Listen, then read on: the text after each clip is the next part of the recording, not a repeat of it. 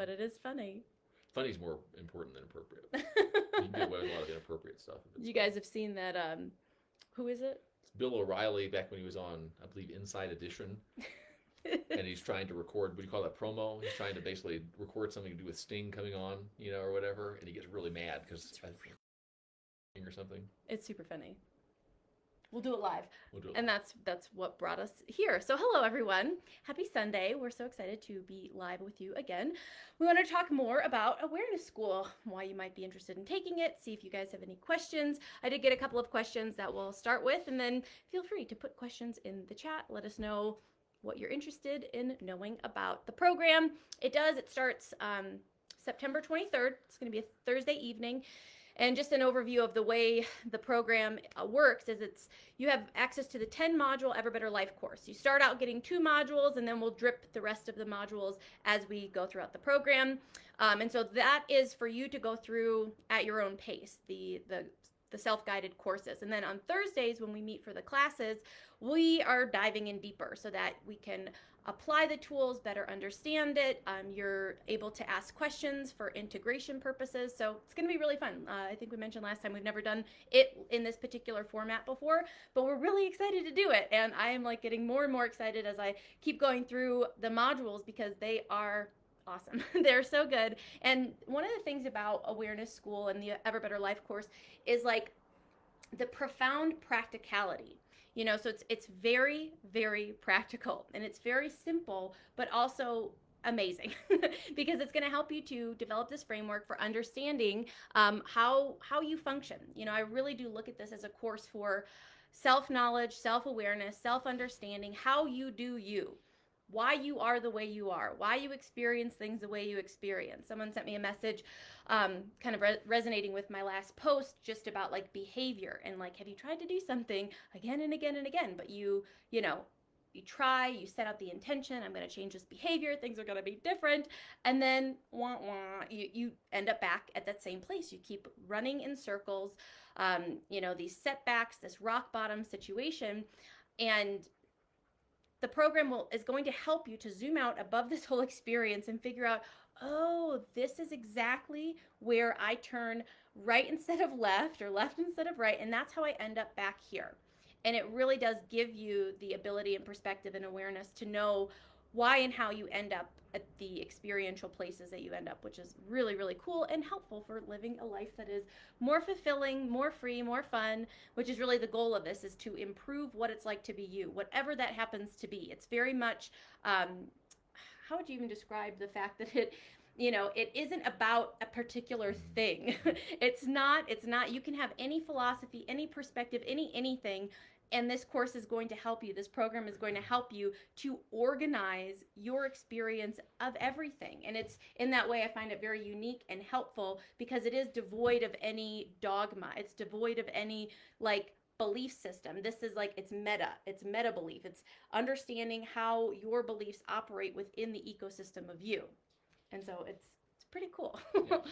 One of the things about it is I think we described it in the last video as like pattern level, which that means a lot to me. It makes a lot of sense to me. But if you're not necessarily familiar with it, if you don't have like a reference point for what people are talking about when they use the words pattern level, it might not really mean anything at all.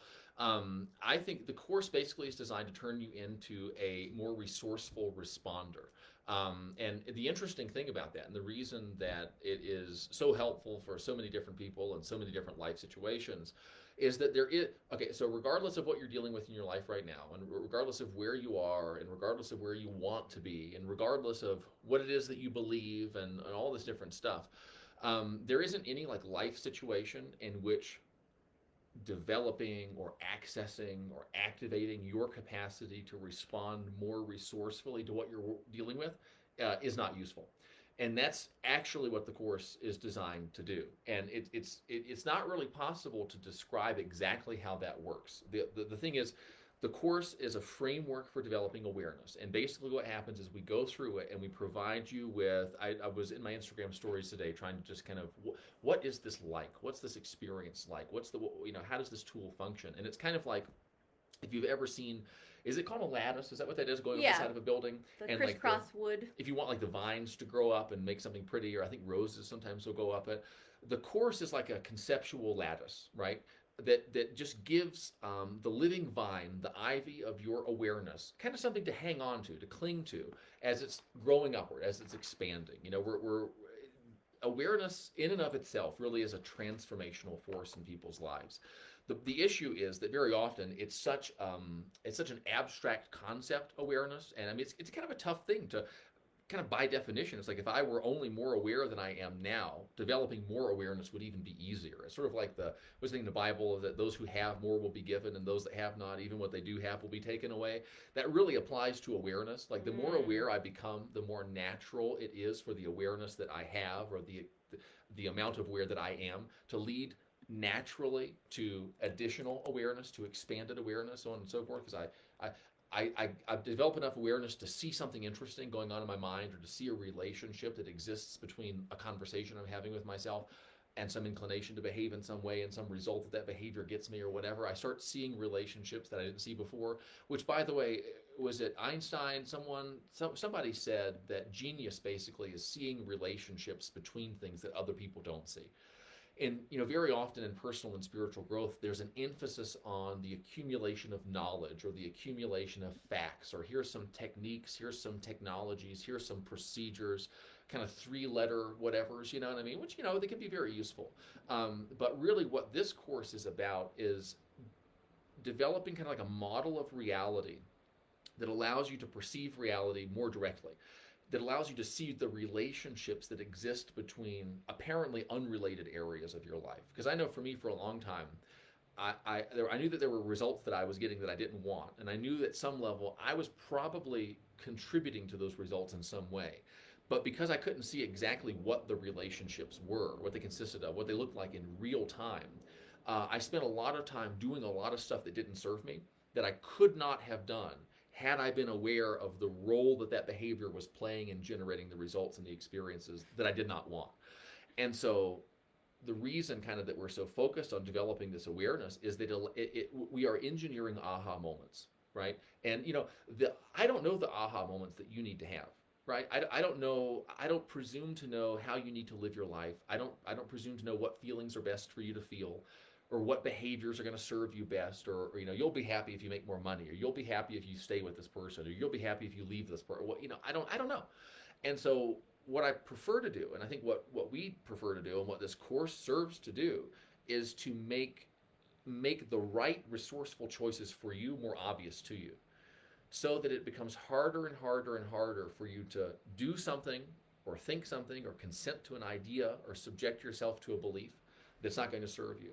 And so that it becomes harder and harder and harder for you to fail to do things that will serve you to have done. And that's wonderful. Imagine the level of personal freedom at which what you are inclined to do and what will feel best to have done are the same thing. I mean, imagine like creating a scenario in which self-discipline is basically effortless, because you have a wide enough view of what it's like to be you and what that's made out of, that you just can't bring yourself to do things that are going to cause you pain, and you just can't bring yourself to fail to do things that are going to bring you those enrichingly pleasurable experiences, the things that will feel good to have done, the things that will improve what it's like to be you. It's kind of going to be kind of weird or play it up too much, but there's a surreality to like the ecstasy in the moment. You feel yourself come up to that decision point, that moment where where in the past it was overwhelmingly natural for you to do something that didn't serve you, say something, think something, believe something. You feel that maybe I'm unworthy, and you go, and you collapse into that feeling of the consenting to that idea or whatever. You feel yourself approaching the entry point of that pattern, and something inside says, I just don't want to do that. I'm not afraid of doing it. I'm not fearful of doing it. I'm not like anxious about the prospect of doing it. I think I'll just pass. It's a magnificent thing for change. It's a magnificent thing when the changes that you want to make, and the parts of you that up until this point have interfered with your ability to make those changes, when they get on the same page, and it's almost like you come up to that moment where you're about to devalue yourself. Or you're about to, act out, or you're about to overeat, or you're about to do whatever it is you normally do, that you don't really want to do, that doesn't improve what it's like to be you. You come up to that moment, and the inclination to engage in that old habit, that old pattern, that old kind of mechanical way of generating your experience, the inclination's just not there. And it's almost like the feeling of like you get home and you're looking for your keys and like you search your pockets and it's not there, or your phone. Like you get up from the restaurant and you leave, and then 30 minutes later you reach for your phone and it's not where it normally is, and that's a panic moment. This isn't a panic moment because you don't want the thing to be there, but like you reach around your mental pockets for the inclination, for the bad feeling. You reach around for that. This is, I stood up for myself, and whenever I stand up for myself, or say what's true to me, or whenever I do what's right for me, there's always a guilty feeling that comes next. And then so you do what's right for you, and you look around inside and you're like, wait, where's that guilty feeling? And sometimes like an hour or two or a day or two will pass, and you'll look back and be like, wait, where is that part of what it's like to be me that I hate and that I don't like and that makes me miserable a large part of the time? It's just gone. It just fell. It's like if you had an injury and there was an injury there and you had to watch it for a really long time, and then it kind of scabbed over, and like it didn't hurt quite as bad, but the scab's kind of gross, and it kind of sometimes it's tender if you hit it and all this different stuff, and if you pick at it, it delays the process. And you almost just deal with this. You almost get to the point where it's like, this scab's just part of my reality. And then one day you realize you hit your arm and it doesn't hurt. And you look down and the scab's not there anymore. Like it just fell away. Like you didn't do anything. It just reached a certain point where it just kind of dried up and disappeared. And what we're trying to do with this work, and what this course does, and what this kind of way of thinking does, is it makes it so that the stuff that you have struggled, resist not evil, right? The stuff about your life that you don't like, or about yourself that you don't like, or about the way your mind operates that you don't like, sometimes it seems as if your efforts to get rid of that stuff, to stop doing it, only serves to perpetuate and sometimes even exacerbate that stuff. You ever felt that way, that your attempts to change somehow get transformed into reinforcing sameness? Like I could have sworn I was changing, but I was actually saming, and it's kind of disheartening. This is a different approach where we leave the scab alone and we start sort of healing what's underneath, you might say. And then you just find that one day the scab's not there anymore, and you go, God, well, that's the change I wanted, but it wasn't like what I expected it to be. I'm no longer the person who wants to change. I slipped, tripped, and fell into being the person that I wanted to change into. And sometimes it's big stuff, like big existentially kind of like, I thought I wasn't good enough, now I am. I was afraid to be loved, and now it's and sometimes it's with relatively small stuff, like I used to procrastinate about doing things and make myself suffer untold suffering over minute little things like returning a phone call or paying the bills or doing my taxes or whatever, and now I don't. And the wonderful thing about this is that the basic solution is the same, regardless of whether it's big, dramatic, spiritually, cosmic, existential, angsty stuff, or it's kind of like everyday, banal stuff. Once you become a resourceful responder, you haven't learned how to respond resourcefully to one thing. You've built within yourself an engine, a machine that essentially assesses, identifies, adopts, generates resourceful. It looks at something and says, okay, given this, what do I want, right? Once you develop that, it doesn't really matter what you're dealing with. Is it a thought? Is it a feeling? Is it a behavior? Is it something outside you? Is it a relationship thing? Does it involve other people? Does it not? Is it a you thing? Is it a them thing? Is it a past, present, future thing? It doesn't matter. You develop this ability to be so present and centered in the moment, and to look at something and to draw a circle around it and say, okay, this is work withable. Given the fact that I know that this is work withable, how can I best work with this? Where do I want to go, and how can I get from where I am to where I want to be? And instantly, what it's like to be you gets better. And I'm going to shut up in just a second. Sometimes, you kind of get on a little bit of a roll. One of the things about life that I found very liberating is that I used to think that my life would be better when I was dealing with something other than what I'm dealing with right now. And the nice thing about awareness was, it wasn't nice at first, but then it became nice. I became aware of the fact that what I was dealing with changed a lot. And yet what it was like to be me didn't get much better than it was when I first told myself the story that said, when what you're dealing with changes, then your experience will change and be better. I discovered that the best way that I can improve what it's like to be me is not to be dealing with something other than what I'm currently dealing with. The best way that I can create an instantaneous improvement in the quality, the character of my experience, to feel confident, to feel competent, to feel empowered, to feel like enthusiastic about life, I can find a way to engage more resourcefully with what I'm dealing with. That it's the quality of my engagement and the quality of my responses to what I'm dealing with that determines the quality of my experience, not so much the stuff that I am dealing with. Now, life does get better when you're trying to figure out what to do with the money that you made instead of trying to figure out how to make enough money to pay the necessities.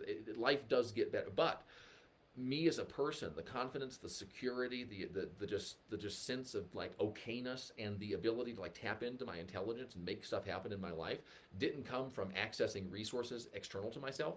It came from accessing resources within myself that made it possible for me to engage with my reality, independent of what that reality was, in ways that were more intelligent, more creative, more useful. Yes, all of those things. We have a practical question here, more about the process of the course. So far, I know it's Thursdays. We have access to the written content. Yeah, so basically what we'll do, we kind of like do homework, then meet on Thursdays for a video lesson group. Yeah, so you'll have access to starting, if, as soon as you enroll, you'll have access to the first 2 modules of the course to start going through and just kind of get your mind wrapped around, see the framework, because the way that the 10 weeks are modeled is off of the 7-step framework, which the whole course is based around, which is the life loop. And so, yeah, so you'll have access to those 2 courses. You'll start thinking about them, writing down questions, and then, yeah, we'll do a live session every Thursday to break it down, to go deeper. So we'll go through the work that you're doing on your own, but then we'll flesh it out, and we'll see how, what kind of struggles are you having with applying this, with seeing how this works for you or how it fits in. That's good. And one of the things about this material too is that it's a lot of people like this course is a little different than most in that it's not like, okay, here's the lesson, here's the quiz, okay, you got the quiz done, now do the homework, okay, now you're done with that. Really, I think of it in the way that like I worked with this material that actually created what I call like permeative change in my life was that I kept the stuff on my radar. So I would go through the modules, I would go through the material, I would immerse myself, I would steep my consciousness in the stuff that we're talking about, and almost make exposing my mind to this content, to this material, make it a ritual like brushing your teeth. Like, so rather than being like, okay, I did the thing. Okay, I lifted the weight. Oh, I'm looking for my muscles. Where are my muscles? I don't see them. I got really, when I made it just automatic. Let me just shove, because people, you shove the news, you shove whatever reality TV or whatever it is that a person by default watches. You shove that stuff into your mind, and you don't say, "Wait a minute, my mind's not falling apart." You put it in, and you forget about it. And in the same way with this material, it's really useful to put it in on a daily basis. Just ping it on your radar, and I have found, so you do that, and then you just go live your life. You go do your thing. You go, life is progressing in the same way that it was before you take the course, and you wait for new responses, new results to start percolating out of you. Like that. That's really practically how it works. I know people really want sometimes. They want to. Okay, I took the elixir, and now I'm a changed person. And it really, in my experience, has been more a matter of, let me just think about this. Let me just think about this. Okay, I went through that challenging life experience, and I behaved in the same way. Don't get discouraged. Just keep doing it. Just keep putting it in. And so exposing yourself as much as you possibly can to the material on a daily basis.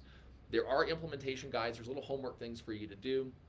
It is sometimes very often very useful. It's not essential, though. The really essential thing, put this stuff on your psychic radar. Go out and experience life with the kind of aroma, the mental fragrance of this stuff on your mind, and see if you can begin to start making connections in your life. That's what it's really all about, because the course is not alive. The course is just a concept. And then you take that concept, you put it in your mind, you go out into the world, and you see if you can start seeing your world just a little bit of a different way. You don't even change your reactions at first. You might still get angry. You might still get depressed, whatever, but you recognize that experience through the things that you're learning. And then you do the experience a couple more times, and you're watching through and your awareness is expanding as a result of it. And again, then things kind of start to change. People sometimes get a little, what do they get? Almost like they're in, we call it awareness school, but they get kind of like, sort of like prim, maybe a little uptight about like the material, and I want to do it right and all this different stuff. And that's really good, but there's kind of just a naturalistic approach to this, where people sometimes lack confidence in themselves. They go, okay, listen, I know I'm probably going to screw this up, or I know I'm not going to do it right or whatever, so I really want to know exactly what to do. If you'll just put this stuff on your radar, and you'll live life, and you go back and put it on your radar again, and you experiment and you try, and I tried shifting my focus and it didn't really work, and okay, well let's, and then you try something else in addition to that. You want to, what is it? It's like you want to dive in. It's a new way of thinking and acting. And it takes a while. It's like buying a new pair of clothes. You feel self-conscious, or new workout. If you go to the gym for the first time, you feel like everyone's looking at you or something like that.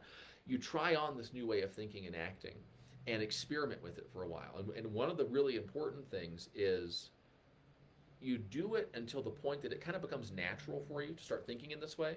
And it's when you start doing it without even thinking about it. When you start thinking in terms of what we're talking about in the course without consciously saying, okay, what was that they said about it?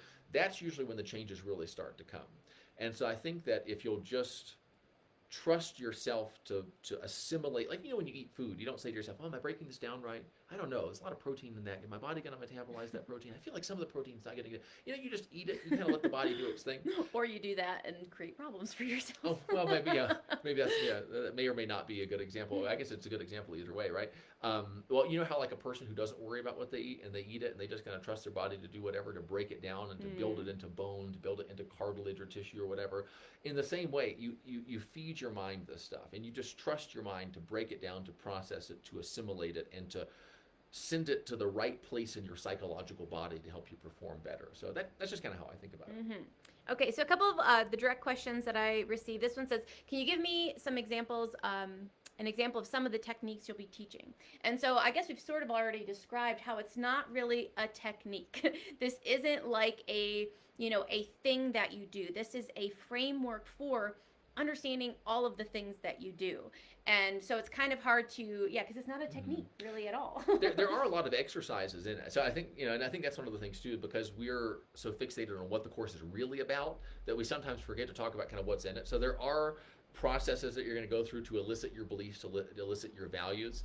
And a lot of people have done that kind of thing before.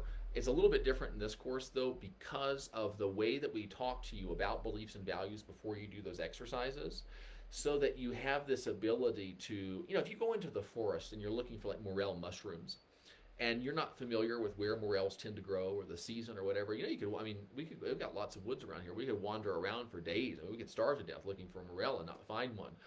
This course is kind of like a field guide to what it's like to be you, so that when you go and do the exercises, the values elicitation, clarification process, there are processes in there for resolving conflicts that exist between a couple of your values. There are processes that you can go through to help change your beliefs. Little exercises that you do. Really, though, that's just the starting point, right? When you do the beliefs exercise, I'm not totally sure that your beliefs are going to completely change as a result of sitting down and writing some things down and saying, do I think that?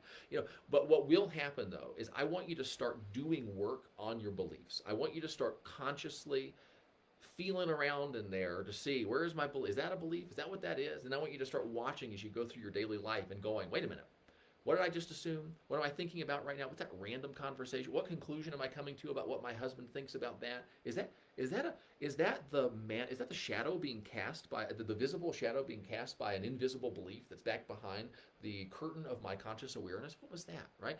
So that's where the real changes start to take effect. So what do we do? We have exercises for going through different kind of modes of perception, so opportunity versus necessity, going through your day and just say, looking at the number of times throughout the day you think about what you're going to do in terms of what you have to do versus the opportunities that are available to you. There's stuff like that. There are exercises for changing behaviors, so little processes that you can go through, and that we could even, as part of the group coaching, because a lot of this stuff, when we made this course, we wanted people to be able to do it on their own. But we could actually maybe some of the bonus sessions, we could actually guide a person through. That's a great idea. We are going to do that. Yeah, that'll be really fun. Through that. So that's some of the techniques. If you're familiar, I hesitate to even say this because, you say the name of something and people are like, oh, I read a book about that. I know everything about it. Yeah, don't say names of it. But if you're familiar, for example, with NLP, right? Oh no. Everyone thinks they know what's in the course now. But if you're familiar with some of the original Richard Bandler, John Grinder, ways to approaching really effective, permeative personal change, we employ a lot of the basic principles that they're familiar with. One of the things, though, is that I noticed a lot of people who are involved in NLP, a lot of people who teach NLP, have not really changed the stuff that NLP is supposed to be changing. And so when I built this course, I said, all right, how is it that a person can be such a master of talking about these principles, of even using these techniques on other people, and yet they're dealing with the stuff that this stuff is supposed to be good at resolving or getting rid of. And so one of the ways that we did is we presented the material in a way that's designed to make understanding inescapable, so that if you would just keep going through this and just keep going through it over and over again, if you'll just attend the meetings, and if you'll just try it out, and if you'll tell us what goes wrong when you try, tell us what stops you when you try it, and rather than feeling guilty or bad about that, or using that as a reason to quit, if you will accept that as something that's work withable, right? If you will attempt to respond resourcefully to something, fail to respond resourcefully to something, and realize that there is a resourceful response available to you that you can employ in your failure to respond resourcefully to that thing that you tried to respond resourcefully to, if you will keep yourself in the game, there is a tool that will work for you. And a lot of it's about just layering and bombarding you with all sorts of tips and tricks to unravel this sensation that you have that what you're dealing with in your life is uniquely unovercomable, or that your problems are uniquely great. Because if that belief is in there, it's death by 1,000 cuts is how you get rid of that. You don't come at it with you don't decapitate a belief that you're never going to be able to create what you want in life. You got to just a little cut of uncertainty here, a little here, a little here, and then eventually the lifeblood, right, drains out of that enormous, intimidating belief, and then it just dries up and falls away. Yes. Yeah, so that's a little bit of what's in there, and what we'll be going through. Next question is, are you using techniques derived from GNM, and will GNM principles be incorporated into this course? No, not exactly. This course was developed, and this work we started prior to me even discovering what GNM was. However, after finding out about GNM and learning it and understanding that it's an individual's perception of a life circumstance, of a shock, of a trauma, of something that happens that causes tissue adaptations leading to the things we call disease, my mind was like, oh my gosh, this work that we've been doing with people, of helping them to understand their perceptual filters, how they are seeing themselves, the world, and other people because of their early life events, because of their trauma, because of the way trauma and shocks have shaped how they see the world. This is what is responsible for ongoing chronic issues in their life. And so the really cool thing when you go through the Ever Better Life course and Awareness School, you're going to start to see and understand the role that traumatic experiences play in why you are the way you are and why you see the world the way that you do. And by seeing it from this bird's eye view, there are so many tools for you resolving your conflicts, for helping, if you are a coach, helping your clients resolve their conflicts by understanding this framework. And so it's extremely powerful, but like we said at the beginning, this is about pattern, not content. And so GNM and the specific biological programs and all of that is kind of specific content. It's its own framework of understanding how the body works. This program it's not about content. It is about pattern, about seeing the role that GNM would play in your life, seeing the role that, conflicts and trauma, where does that fit into your life experience generation machine? And so we won't be getting into anything specific about GNM. However, if you're interested in GNM or helping people through the lens of GNM, this is going to be extraordinary for you. So helpful, so clarifying, just help you to see exactly where it fits in. And that's, like we mentioned in the other video, is this organizational strategy. This is about organizing experience. And one of the struggles that a lot of people have with GNM and using it to help themselves or other people is kind of like the jumble that is experience, the way that life and trauma and issues are all kind of like tangled up together in this big knot. This program is going to help you to clarify, simplify. Where does this go? Where do I have the ability to make changes myself in this process to affect change at the tissue level? And so it's really cool. It's going to be really helpful, but none of it is derived from GNM or will have like the biology aspect of GNM incorporated into it. But us knowing that is kind of a cool thing, kind of similar with our group coaching that meets on Tuesdays, Radically Resourceful. A lot of people in there are dealing with health stuff and are interested in GNM or using it to help themselves. However, like the advice that we give, it's more at this pattern level. How do you respond resourcefully to dealing with this conflict, this ongoing issue, this health stuff, this diagnosis. How do you use this material? And that's how we developed and designed Resolve.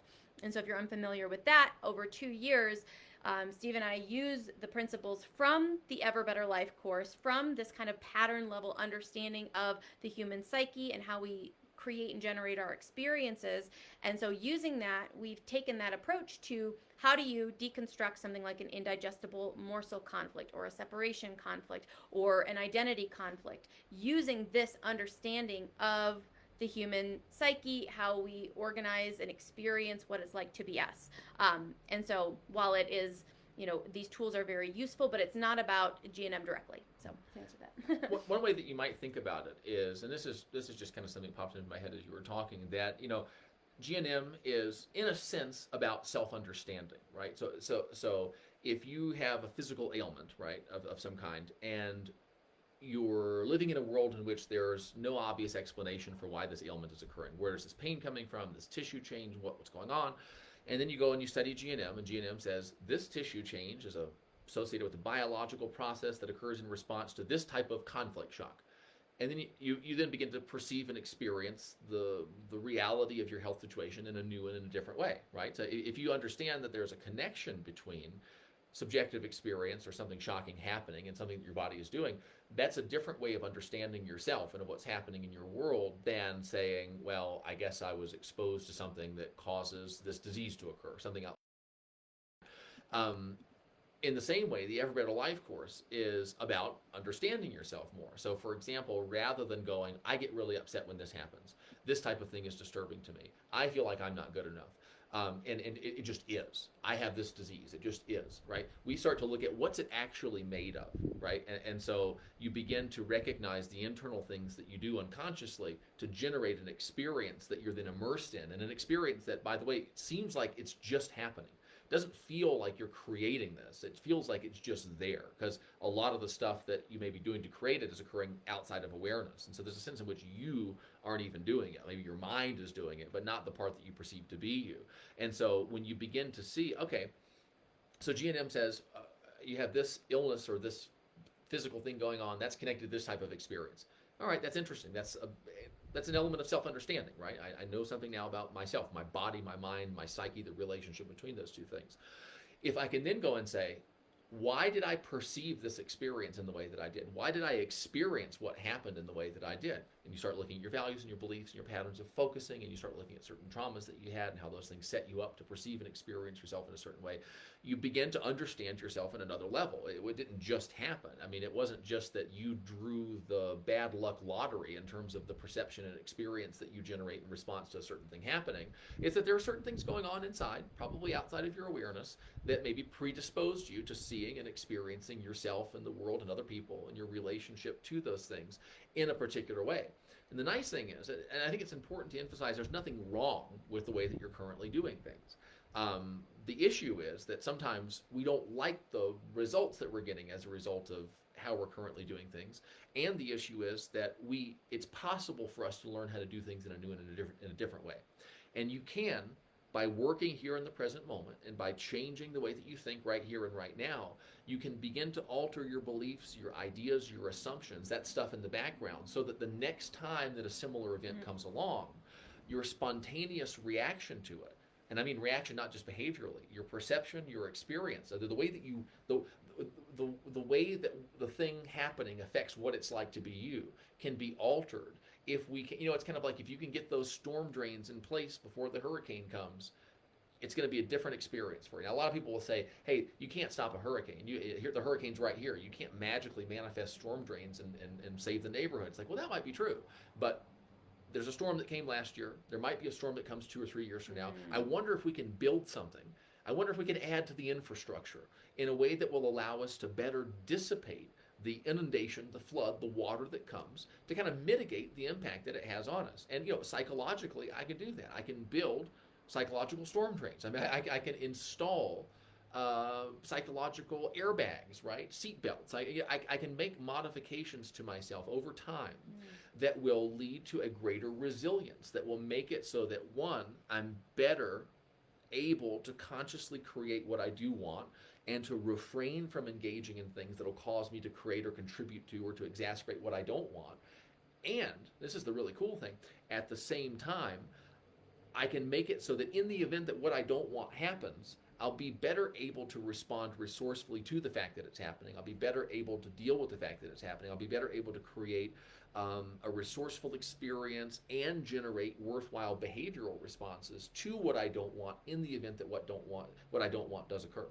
And so that for me is kind of what personal freedom is about. Personal freedom is about developing the ability to consciously and intentionally create a maximum of what I do want, while also having a really effective strategy for coping, for dealing, for responding resourcefully to what I don't want at the mental, emotional, behavioral level in the event that what I don't want occurs. Then you're free. You're free because you know how to make things happen, and you know how to deal with it when things that you don't want to have happen. And those for me are the kind of, what are those? Those are the kind of the dual sources or the dual cores of enrichment when it comes to a person's personal freedom and what it's like to be them. I'm confident and I'm competent and I'm excited to create what I want, and I'm not afraid of what I don't want because I trust myself to respond resourcefully in the event that what I don't want occurs. Now I can create what I want and enjoy what I want without having to suffer over having what I don't want or suffer over worrying about the prospect of getting what I don't want at some point in the future. This is a free person. A lot of people, they, in an attempt to escape the suffering that comes with what they don't want happening, they kind of tamp down their desires, or they kind of emotionally, they kind of become detached. They kind of go, it's kind of the fox and the grapes, and I didn't want those grapes anyway kind of thing. And other people, they kind of become almost neurotic in their attempts to control everything that happens as a way of kind of creating what they want and totally blotting out what they don't. But they're so uptight and worried that something bad might happen that they're not really able to enjoy the fruits of their labor. They're in a state of chronic tension, and that's kind of anxiety and depression. Depression is, I didn't really even want it anyway, what's the point? You get it, it goes away, and we're all going to die eventually. And anxiety is, I got life under control, but if I screw up one time, or if I turn my back for a second, it all might go to shit, and I don't know how to handle it if it goes, But the person who's really happy and free goes, I know a thing or two about a thing or two. I've seen a thing or two, and I got an idea about how to create what I want, and I'm not stressed out about the fact that it might not work, because if it doesn't work, if what I don't want happens, I have a set of tools that are designed to deal with that too. If somebody spills something on the carpet, we got a little Bissell machine that we kind of like using anyway. You know what I mean? If I get a stain on my white linen shirt, I have some OxyClean that I can use to get it out, right? And so I can enjoy wearing the white shirt without being like, oh boy, I hope I can't eat that, or I hope no one touches me, or exhaust doesn't come out of a car when I'm walking down the street or something like that. And so, yeah, it's like this anti-fragile lifestyle. It's this resiliency. It's, so in understanding yourself at these levels, you can start to see, oh, this is a fragility within me. And this fragility makes sense if we view the context of my entire experience and my mother's pregnancy with me and all these traumas that I had up until now. This fragility makes sense. However, by recognizing it now, I know that I am not inert. I don't have to just deal with, the consequences of this thing that happened. There are things I can do here and now to make it so that I'm less likely to experience as big of a trauma should something like this happen again. And this is how you do how do you live in the world where unpredictable, scary things are happening? I mean, that's like the big question right now. It's like, how do I be? How do I cope? How do I live? How do I exist when constantly things are happening in my external world that I don't appear to have any control over, and I'm just, we're just waiting for these, these shocks and these fears and these worries and these things. They just keep coming up upon us. And so the goal is to become stronger, become more able to respond resourcefully. And that's where you get to this point where you don't have to predict the future. You don't have to know everything that's going to happen. You don't have to kind of live in a protective, like fragile, safe bubble. It's just that you know that no matter what happens, you have the tools, you have the skills to recognize and understand your inclinations, but then to re-engineer those inclinations if those, automatic ones are not serving you any longer. And that's how you get to this place where it's like, I'll be able to respond resourcefully to that, and I'll adapt to that, and I'll overcome that, and I'll get better, and I'll get stronger, and everything will continue to work out for me because I have decided this is how I want my life to be. And so, before I thought life just was the way it was. I was the way that I was. My trauma did things to me that caused me to be a certain way, which made it unchangeable that I would persist for the rest of my life with certain experiences and perceptions. But by getting into the mainframe, like by getting into your operating system and starting to see, oh my gosh, I could leave this here forever, but I could also become so aware of it that my awareness naturally changes what I'm inclined to do, because I can see how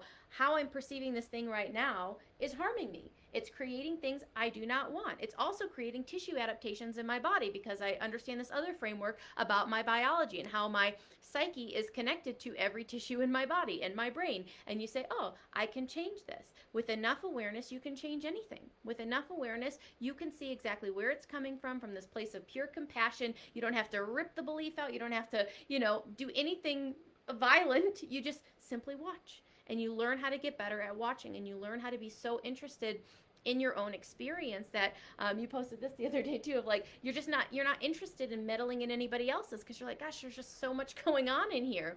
And some of the things that might drive you to undertake a program like this and to invest in yourself in this way are problems. And this is kind of the whole, how do you market something like this? It's like, well, you talk to people about their problems and you poke their problems and you say, this problem's really bad. It hurts, doesn't it? It hurts, doesn't it? Don't you want to fix it? We can help you. But, for me, I would never have started doing this work if it wasn't for a big problem, which was my interpersonal relationship and the way that I behave within it. And a person saying, hey, I think you're great, but I think you got a lot of stuff going on that I don't want to live with as far as a lifestyle. And it was like, whoa, it was a pain for me. It was something that was so in my face of like, you're going to lose this thing that you want if you don't really start to figure out why you are the way you are and why you do the things you do. And so looking at your life right now and the struggles and the things that you're dealing with, that it's just like, gosh, I don't want to blow up at my kids again. I don't want to be a jerk to my spouse again. I don't want to, let myself down in my health goals or, this business that I want to create or whatever it is. And so, looking at whatever is painful in your life right now, whatever isn't going smoothly, this, so it's like, okay, what's the solution to this problem? It's probably not more work. It's probably not buckling down harder. It's probably not swearing to yourself like even more that you're not going to do the thing. Perhaps taking a different approach, taking an approach where you're like, I need to learn why I keep ending up here. I need to figure out my mental map. I need to figure out, I need to know how this works, because by going after just single behaviors and going after the fruit, you're not getting to the root. And that's what this course is designed to do, is to help you to get to and understand the root, the framework, the whys and hows of the way that you currently are. And so that's why we're really excited to go through it. It's going to be super fun. Yeah, anything else? Any other questions you can... Let me just see if there's anything else here. Two things popped into my head towards the end of what you're talking about there. And one is that oftentimes personal suffering is made out of false ideas about what the causes and cures of personal suffering are, right? And the other thing is that healing oftentimes is little more than a series of new and different resourceful responses that kind of occur in close proximity to one another and build a momentum and eventually discharge as a kind of like fundamental change in consciousness. And I think that those are kind of two things that the Course really helps a person to recognize. I mean, it helps, it helped me to realize that I had a lot of erroneous assumptions about where my suffering as an individual was coming from. And, it's kind of like, if you got like a tooth or something that just needs to come out. It's like at that point where it's beyond repair, beyond healing or whatever. And it's there and it's causing you pain, and it's going to cause you a lot more problems if it stays there for longer.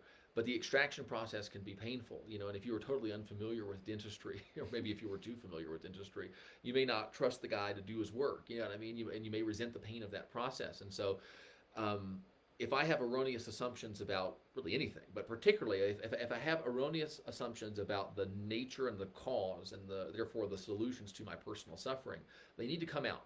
I mean, like that rotten tooth, At the same time, though, I want to be careful about the way that I remove it so that I don't inflict so much pain upon myself that I become determined to never let anybody or anything come near that thing again, because it's going to stay there and it's going to make me suffer permanently, And one of the things about doing this work was that in a kind of gradual, usually fairly gentle way, it revealed to me, if you would have told me, Steve, you've got wrong assumptions about your personal suffering and that's why you're so miserable, I probably would have told you to take a hike. You know what I mean?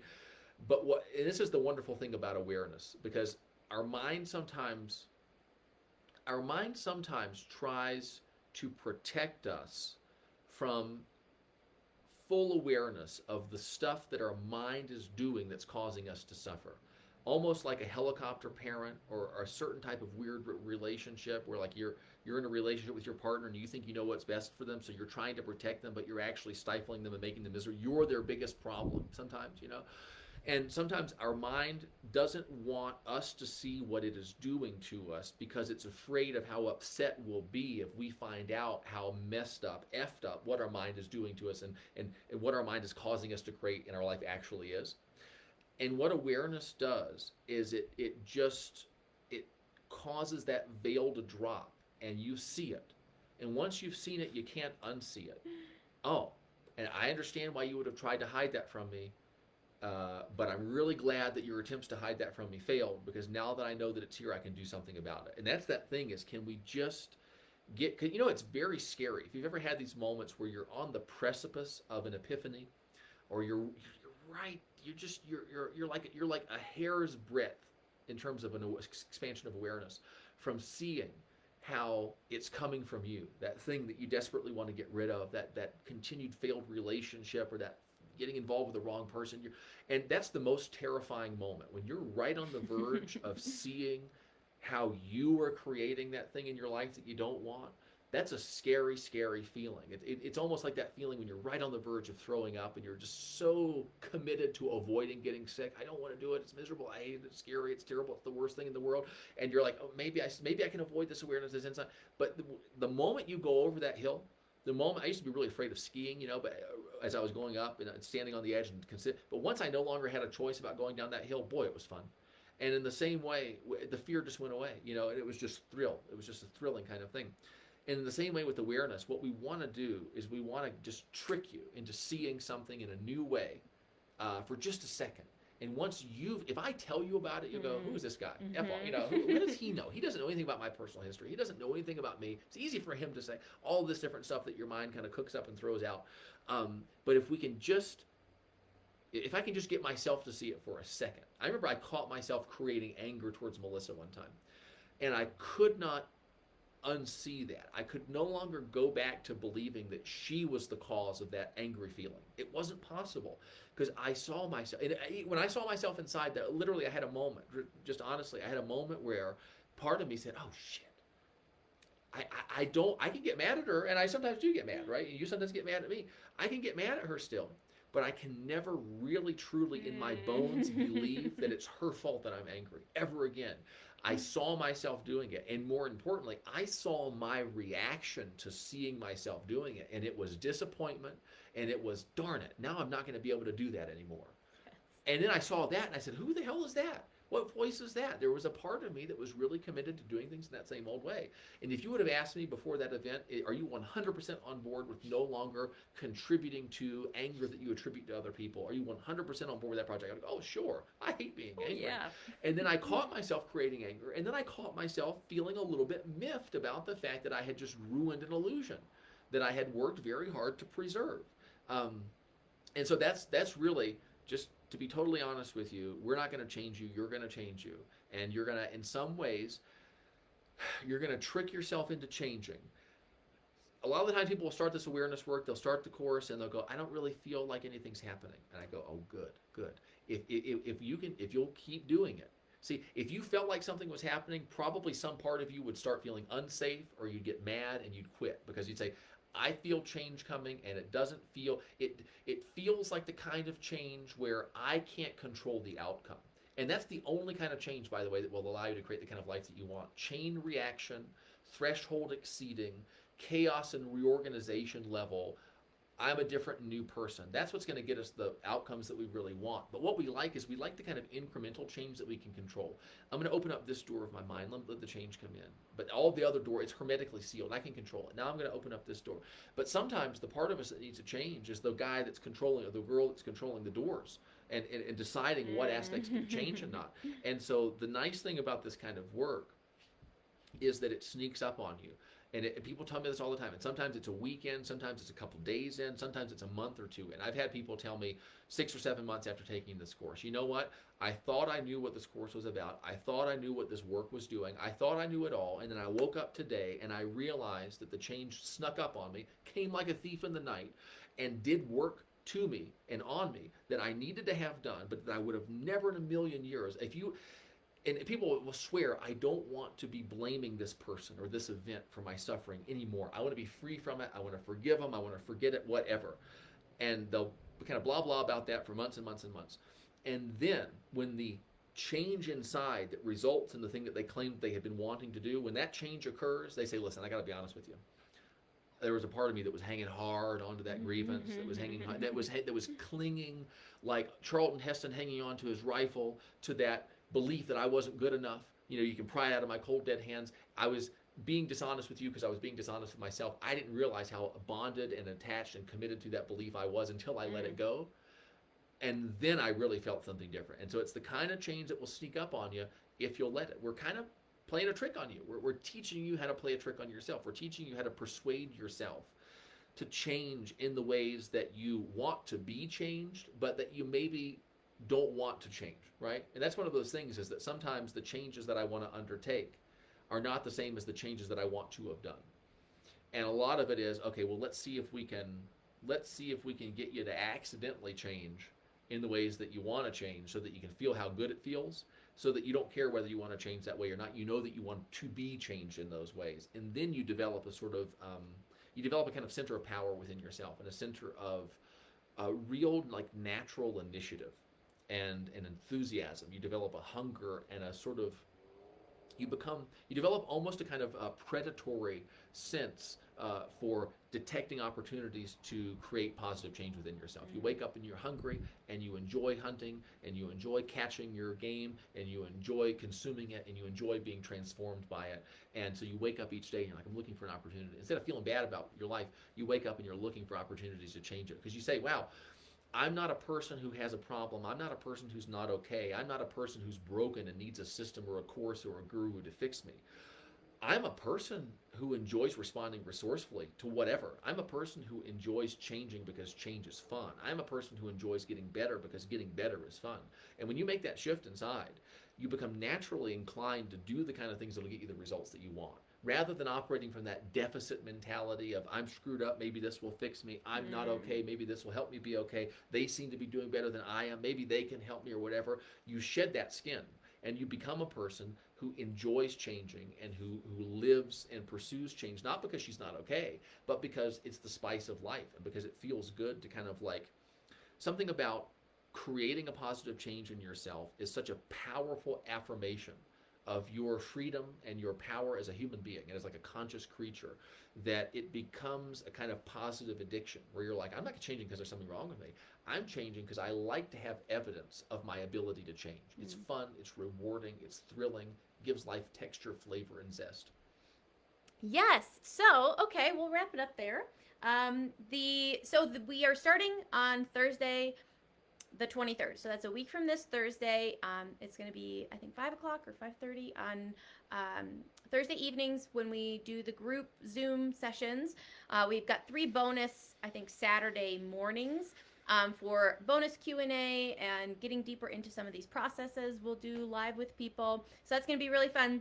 The early bird ends tomorrow. So this is really just the bonus for seeing this and saying, yes, I'm going to do it instead of hesitating. And so there's a financial discount, as well as you get the bonus of the Beyond Belief course, which is awesome in and of itself. It's going to help you to understand how you can go about changing beliefs. If there are stubborn, sticky beliefs that you want to shift, the Beyond Belief course is awesome for helping you to, and it's full of Steve's, a couple people mentioned your metaphors, full chock full of Steve's Favorably, metaphors. I hope. I didn't see. Yes, favorably.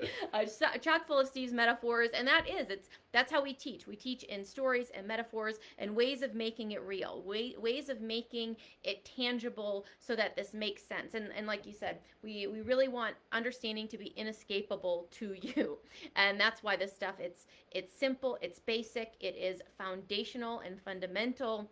And so I find that it's even really wonderful for someone who's been doing work for years and years and years, but you kind of want to like a fresh, like back to the drawing board, like let's simplify. Let me like take a beginner's mind at this, peel back all of the layers, because you could, like you said, been doing this stuff for years and even coach this and teach this, but somewhere along the way, your patterns have eaten up all of like the good work that you've done, and so the pattern has persisted. And I mean, patterns they're sneaky like that. And I've had to go back to the drawing board again and again with this work, because my sneaky patterns have eaten up the good work that I was doing and made themselves manifest. And so the more that you can do this, the more you can simplify and go back to basics and act as though you know nothing about personal growth or personal development. Don't see the things and say, oh, I know about this, because that really is the sneakiest pattern of all. To say awareness school, I'm aware, I don't need that. And it may be true for you, but I would be suspicious of that impulse because that's the thing. That's the mantra of the intelligent and unhappy person. I'm very smart and I'm miserable. I know about everything, and so I don't really do anything. I'm so smart I can trick myself into believing that intellectual understanding and experiential awareness are the same thing. I'm so smart I can convince myself that I don't need to do that simple thing. I know this because I am that person. Same, yeah. And that's the thing, is we say this from personal experience. We absolutely know when you think you're aware, when you think you've got it down, when you're like, oh, I'm a master of these things. Oh, I could teach lectures and seminars around the world about this. And it's like, you probably can, and people would probably benefit from the things that you're teaching. However, there's something going on inside where that pattern has eaten up your knowledge and understanding, and it's the one running the show, and that's why you're not feeling as good as you used to feel when you really started this stuff. There was something Shakespeare said. I think it had a character. I believe it was a character named Electra say something like, if it were as easy to do as it is to tell to do or to instruct to do, what was it?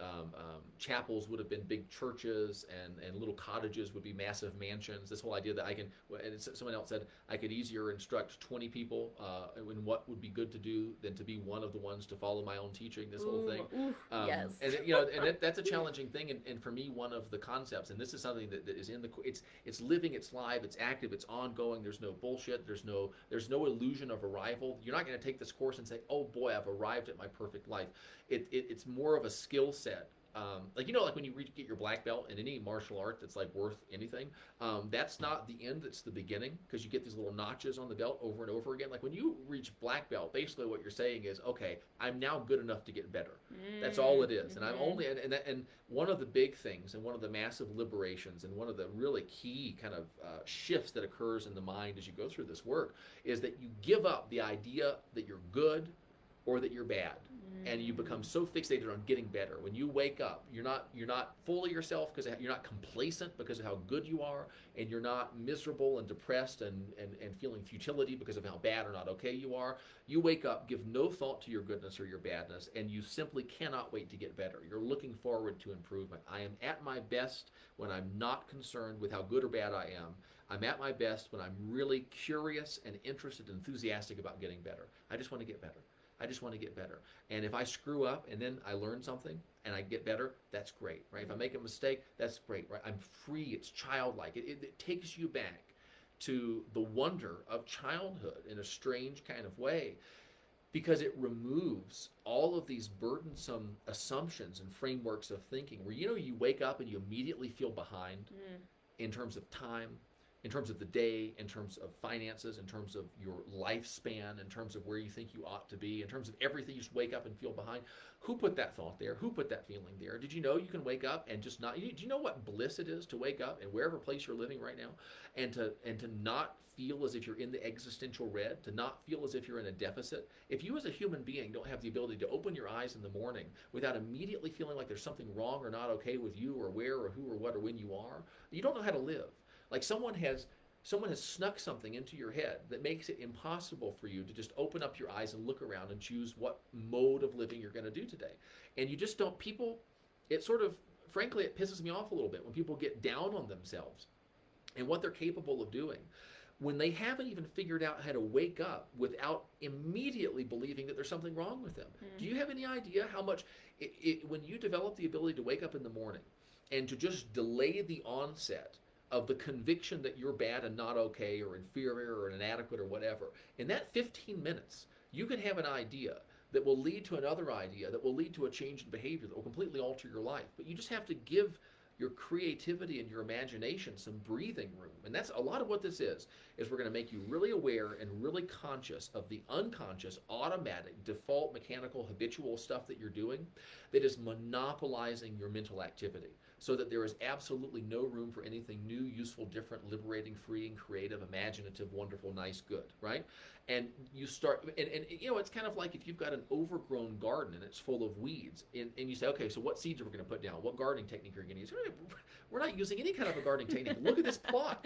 We're doing nothing but weeding. We're doing nothing but figuring out what weeds are there, and we're looking up and figuring out what do you got to do to get rid of that kind of a weed. And listen, if we can get you to a point where you wake up, where your garden is just an empty, untilled, unprepared plot of land, hallelujah.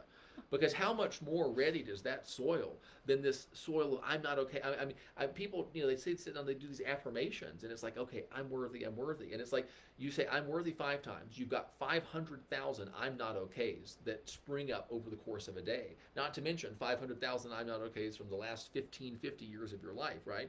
There's no room for it to take root. You can throw that seed down. There's no crack in the concrete of not okayness for it to get down and have a chance of taking root.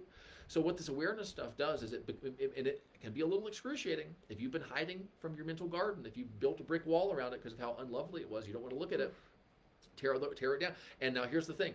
When you start watching your mind do all of this stuff, your mind doesn't want to be watched because it's going to be changed, and it doesn't want to change because your mind's not suffering, you are, right? Your mind wants to stay the same regardless of the way that it is and regardless of how miserable it may be making you. So when you start looking at this stuff, your mind will start saying things to you that are designed to make your experience of looking so miserable that you look away just to save yourself, right? Oh my God, what are you going to do about that? Oh my God, you're saying that about her? What kind of a person are you? Oh my God, your children think that, oh my goodness, oh my God, that feeling, you have no right to feel. Oh my God, what kind of a person must you, all this different stuff. The key is that you watch that voice rather than listening, rather than heeding to it. You observe that too. Observe what your mind tries to do to keep you from observing it. Kind of since we're got fans of the metaphors here, I'm very thankful for you. If you were a police officer and you pulled someone over, and the first thing that person said when you came to the window was, "There's nothing in the trunk, don't worry about the trunk, how you doing, was I speeding," right? You're going to be suspicious, right? Now, see, if I'm watching my mind do something and my mind starts making me uncomfortable, or it starts saying there's something wrong with you because you're thinking that or whatever, my mind is saying, pay no attention to the man behind the curtain, right? I'm an auditor, and my mind says, oh, that financial file isn't really interesting. It's all totally normal and in order and very boring. I don't want you to waste your time. Which file are you looking at? You're looking at that one, right? Don't expect the criminal to reward you for inspecting the right area, or for investigating the right area, or for putting the relevant evidence in the baggie, right? When you're doing your awareness work and some part of you says, that's boring, that's stupid, that doesn't matter, this isn't working, this is ridiculous, you need something more powerful than this because of how effed up you are, that's one thing it'll say. Or it will say, look how bad you are, look what a bad job you're doing, whatever. If you will observe those things, and you, rather than saying that means I'm doing something wrong, you say I'm on the right track, I'm on the change track, and some part of me, probably the part of me that's going to be changed as a result of me being on the change track, is saying, you don't want to be on the change track, you don't belong here, what kind of a fool are you? I mean, this is so silly for you to be doing this, right?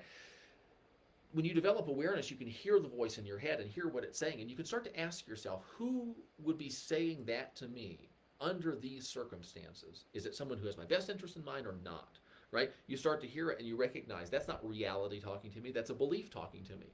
That's not the truth talking to me, that is a lie talking to me. And what happens when I listen to a lie, when I believe a lie? Well, I can just watch and find out. Let me stop, let me listen to it and see what happens when I do, or let me ignore it and see what happens when I do that. It's just a very powerful thing. And so, kind of getting back to this thing, you wake up in the morning and we start weeding that garden, and we start the more you see yourself do what doesn't serve you, the more incapable of doing what doesn't serve you you become. That's a good thing. That's an incapability we want to develop. The more incapable you become of doing kind of mentally and behaviorally too, what doesn't serve you, the more of what doesn't serve you falls away. And the mental and the behavioral, what doesn't serve yous, those units of action, mental or behavioral, that's the lifeblood of your external reality that you don't like. And when you cut off that supply, it's like cutting off supply of blood to a limb. It begins to wither and atrophy and eventually kind of grows, eventually just fall off, right? And your reality will begin to fall away and reshape itself when you figure out, all right, how am I feeding this? How am I perpetuating this? How am I unintentionally contributing to the things that I don't want to have in my life? You become aware. If there's something you don't like in your life, and if there's something that you're doing that's perpetuating that, kind of by definition, those things that you're doing that are perpetuating what you don't like, that's not serving you, right? And so the more aware you become, the less capable you are of doing what doesn't serve you. And so it's not like a struggle and a force and an effort. It's simply, I can't do that. I had an experience the other day where I had a nice big bowl of ice cream, and I thought, I can't bring myself to eat this last bite of ice cream. I can't do it. I'm not saying, I've had my calories, I better put it away. It was no self-control involved. There was, I literally can't imagine taking this bite of ice cream. And imagine what your life will be like when you start devaluing yourself, and your appetite for that is so absent. You're so revolted, not by yourself, but by the pattern of devaluing yourself, that you say, I can't stomach that. I cannot do it, right? Then you become free, and you wake up, and then you get to discover who you are, absent all of that stuff. You have a blank mind, basically, this blank slate, and then you get to discover who you actually are. You get to discover who. It's a fun thing. You get to discover who you become as a result of getting to consciously choose who you want to be. It's weird. Sometimes I'll think something about somebody, and I used to say, well, were they actually a bad driver? Do they deserve to be thought of in that way? And the answer was invariably yes, But now I start asking myself, do I want to be somebody who thinks that kind of thing about that kind of person? Mm-hmm. Do I want to be the kind of person who feels that kind of way about strangers? I mean, is that the kind of person that I want to be? And when I ask myself that question, the answer is invariably no. It's like, I don't want to be that guy. All right, well then who do I want? And when you have that power to ask yourself those questions in the really relevant moments of your life, you start asking right questions, resourceful questions, useful questions, you get right, resourceful, useful answers. And you start acting on those answers, and you become a different person, but in a very real way. And this is one of those things too, that this change work is not about becoming something different than who you really are. Ultimately, we're kind of getting out there a little bit, but this is important. Ultimately, this change work, real change work, is about becoming more of who you actually are, absent all of the bullshit that's been squatting in your head for Lord knows how long. You begin to get that stuff out. And so much of it is, it's not adding to who you are, it's getting rid of the stuff that interferes with the various kind of expressions and elaborations of who you actually are. And then, the wildflowers start springing up, or then you can have wildflowers and you can plant specific things that you want too. It's like, then focused discipline. Then, when you can go out and try to earn money, and not have attempting to earn money be just another opportunity to demonstrate how unworthy you are, then you actually got a shot of really doing it in a good way that makes you happy, makes them happy, and gets you the outcomes that you want. You can get into a relationship when you no longer have this unconscious compulsion to use failed relationships as a reason to arrive at predetermined conclusions about yourself. Mm-hmm. You can actually give the relationship the college try, and you can actually I can really do this. When exercise, like when you don't have to hate yourself for being out of shape, and you can just feel emotionally neutral about what is and recognize that it's okay that things are the way that they are for now, then you've got a real chance of changing in the ways that you want to. But when you have an artificial deficit in your concept of yourself that you're trying to fill with these changes, it's a black hole that you'll never be able to fill out. It's a scam, right? You cannot build a building in a hole. You start like on level ground, or you maybe dig a hole, fill a foundation in it, But if you're trying to make up for being not okay, these good things will never come to any fruit, because my efforts to change are a covert demonstration to myself of how unchangeably bad I am. Mm. And as long as that's true, nothing's going to work for me. But once I get rid of that scam that I'm running on myself, then almost everything works, because you are so powerfully creative, and you're such fertile soil, really, your mind, that you can throw pretty much anything into it, and it'll do great. Oh, so good.